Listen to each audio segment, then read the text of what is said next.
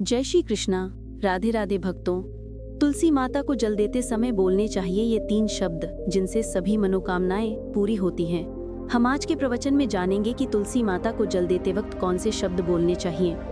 किसी समय की बात है, भगवान विष्णु विश्राम कर रहे थे। तभी देवी लक्ष्मी वहां आईं और भगवान विष्णु से तुलसी माता को जल देने के महत्व के बारे में पूछा। भगवान विष्णु ने उन्हें तुलसी माता को जल देने के महत्व को विस्तार से बताया। तब देवी लक्ष्मी ने कहा, हे स्वामी, आपने मुझे तुलसी माता के महत्व के बारे में बताया, लेकिन अब मैं ये जानना चाहती हूँ कि तुलसी माता को जल कैसे देना चाहिए, उनकी सेवा की सबसे श्रेष्ठ विधि क्या है और जल देते समय कौन सा मंत्र बोलना चाहिए।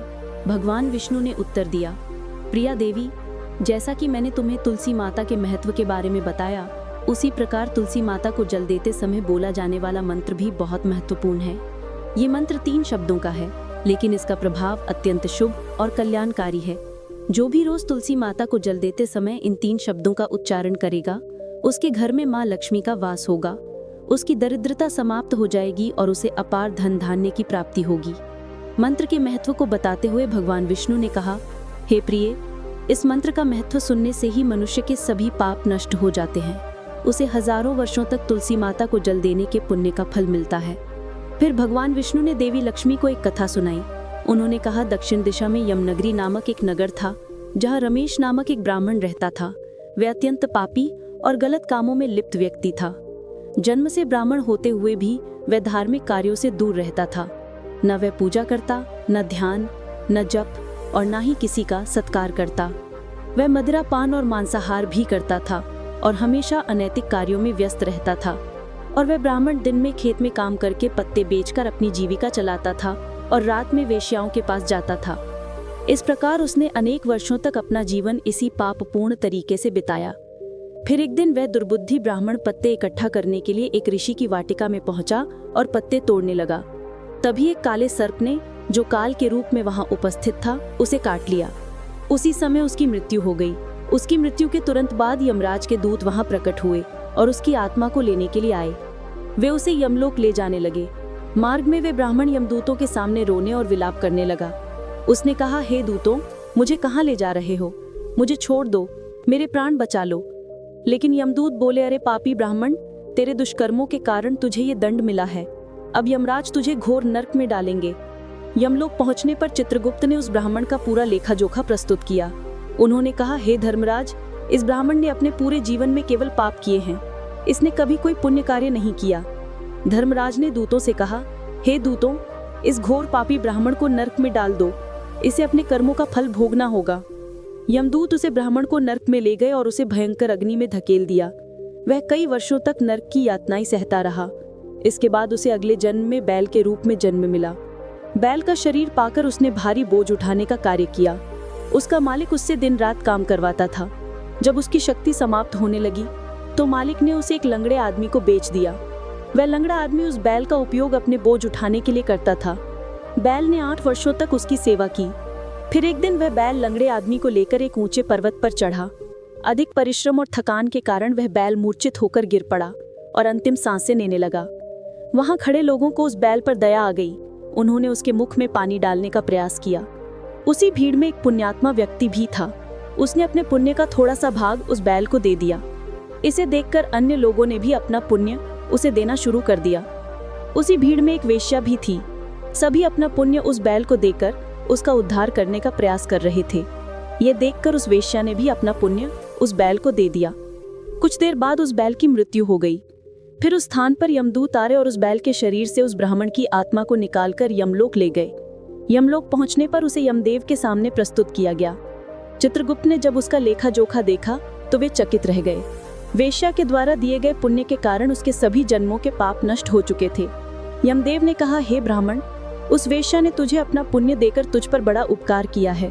उसी के पुण्य के प्रभाव से तुम्हारे सभी पाप नष्ट हो गए। इसीलिए अब तुम्हें फिर से मनुष्य जन्म प्राप्त होगा। इस प्रकार वह ब्राह्मण पृथ्वी पर एक उत्तम ब्राह्मण कुल में जन्म लेता है। उस महापुण्य के प्रभाव से उसे अपने पूर्व जन्म की सारी बातें याद आने लगती हैं। जब वह बड़ा होता है तो उसे ध्यान आता है कि पिछले जन्म में जब वह बैल था तब एक वेश्या ने उसे अपना पुण्य दिया था।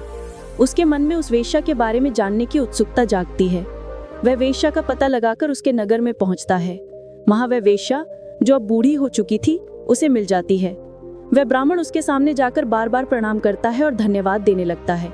वेश्या उससे पूछती है, हे ब्राह्मण श्रेष्ठ, आप कौन हैं और किस कारण मुझे धन्यवाद दे रहे हैं? मैंने आपका कौन सा कार्य किया है जिसके लिए आप मुझे नमस्कार कर रहे हैं? तब ब्राह्मण कहता है, हे माँ, मैं वही बैल हूँ जिसे तुमने अपना पुण्य देकर जीवन दान दिया था। पाप कर्मों के कारण मुझे पिछले जन्म में बैल बनना पड़ा था। उस पर्वत पर जब मैं अंतिम सांसें ले रहा था तब तुमने अपना पुण्य मुझे दे दिया था। उसी पुण्य के प्रभाव से ही आज मुझे फिर से मनुष्य जन्म मिला है और अपने पूर्व जन्म की सारी बातें याद हैं। किंतु हे माँ, मैं यहाँ ये जानना चाहता हूँ कि तुमने मुझे कौन सा पुण्य दिया था जिससे मेरे सभी पाप नष्ट हो गए। मैं उस पुण्य के बारे में जानना चाहता हूँ। तब वेश्या ने कहा, हे ब्राह्मण श्रेष्ठ, मैंने तो अपने जीवन में कोई पुण्य का कार्य नहीं किया है, पर मेरे घर में एक तोता है जो पिंजड़े में रहकर हमेशा कुछ बोलता रहता है, जिसे सुनकर मेरा अंतःकरण पवित्र हो गया। वही मंत्र मैंने आपको पुण्य स्वरूप दान किया। फिर वह वेश्या और ब्राह्मण उस तोते के पास गए और उससे पूछने लगे, हे शुक, तुम कौन सा मंत्र बोलते हो जिससे हमारे जीवन का उद्धार हुआ? ये मंत्र तुम्हें किसने सिखाया और इसका क्या अर्थ है? तब उस तोते ने अपने पूर्व जन्म का वृतांत सुनाना शुरू कर दिया। वह बोला, हे ब्राह्मण श्रेष्ठ, पिछले जन्म में मैं एक ब्राह्मण था। मुझे अपने ज्ञान का बहुत घमंड था। मैंने कभी गुरुजनों का सम्मान नहीं किया, बल्कि उनका बार बार अपमान किया। अहंकार के कारण मेरा स्वभाव क्रोधी और द्वेषपूर्ण हो गया। मैं सभी को तुच्छ समझने लगा और विद्वानों का भी अपमान करता था। कालांतर में मेरी मृत्यु हो गई और मुझे यमलोक ले जाया गया। पूज्य व्यक्तियों और गुरुजनों का अपमान करने के कारण मुझे तोते के कुल में जन्म लेना पड़ा। तोते के रूप में जन्म लेने के बाद छोटी अवस्था में ही मेरे माता पिता का साथ छूट गया। मैं अकेला पेड़ की डाल पर बैठकर रो रहा था। तभी कुछ मुनि उस मार्ग से जा रहे थे। उन्होंने मेरी दयनीय स्थिति देखी और मुझे अपने आश्रम ले आए। आश्रम में उन मुनियों ने मुझे एक सुंदर पिंजरे में रखा और मेरी देखभाल की। वे मुझे प्रतिदिन भोजन कराते और मुझसे स्नेह करते थे। उस आश्रम में वे, उनकी पत्नियां और बच्चे प्रतिदिन तुलसी के पौधे को जल अर्पित करते और एक मंत्र का जाप करते थे। उनके मुख से बार बार मंत्र सुनकर मैंने उसे याद कर लिया। तब से मैं उसी मंत्र का जाप करता हूँ। इस मंत्र के प्रभाव से मेरे जीवन में सकारात्मक बदलाव आने लगे। मुझे अपने कर्मों का पश्चाताप हुआ और मेरी मृत्यु भी टल गई। मेरी आयु 100 वर्ष हो गई और इतने वर्षों तक मैं जीवित रहा। एक दिन रात के समय एक चोर उस आश्रम में आया और मुझे वहां से चुरा लिया। बाद में इस वेश्या ने उस चोर से मुझे खरीद लिया। वेश्या के घर आने के बाद भी मैं वही मंत्र बोलता रहा। इस मंत्र को सुनकर इस वेश्या का अंतःकरण पवित्र हो गया। उसने अपना पुराना जीवन सोचकर भगवान विष्णु की भक्ति करनी शुरू कर दी। हे ब्राह्मण देव, इसी मंत्र के प्रभाव से मेरे और इस वेश्या के सभी पाप नष्ट हो गए। यही मंत्र आपको भी पाप मुक्त कर चुका है। इस प्रकार तोते ने उस ब्राह्मण और वेश्या को पूरा वृतांत सुना दिया। यह सुनकर ब्राह्मण और वेश्या दोनों बहुत प्रसन्न हुए। उन्होंने तय किया कि अब वे प्रतिदिन तुलसी माँ को जल अर्पित करेंगे और उस मंत्र का जाप करेंगे। कुछ समय बाद उस ब्राह्मण, वेश्या और तोते ने मंत्र के प्रभाव से दिव्य विमान में बैठकर विष्णु लोक की यात्रा की। भगवान विष्णु ने देवी लक्ष्मी से कहा, हे देवी, देखा आपने, केवल तुलसी माँ के मंत्र के प्रभाव से उस तोते, वेश्या और ब्राह्मण के सभी पाप नष्ट हो गए। इसीलिए हर व्यक्ति को प्रतिदिन तुलसी माँ को जल अर्पित करते हुए इस मंत्र का जाप अवश्य करना चाहिए। वह मंत्र इस प्रकार है, ओम वृंदावनी स्वाहा, ओम वृंदावनी स्वाहा। जो स्त्री प्रतिदिन तुलसी माँ के समाने इस मंत्र का उच्चारण करेगी वह सौभाग्यशाली बनेगी। जो पुरुष इसका जाप करेगा उसे अक्षय धन की प्राप्ति होगी। जिस घर में प्रतिदिन तुलसी माँ की पूजा होगी वहाँ लक्ष्मी जी का सदावास रहेगा। तुलसी माँ का ये मंत्र फलदायी और सिद्धियों को प्रदान करने वाला है।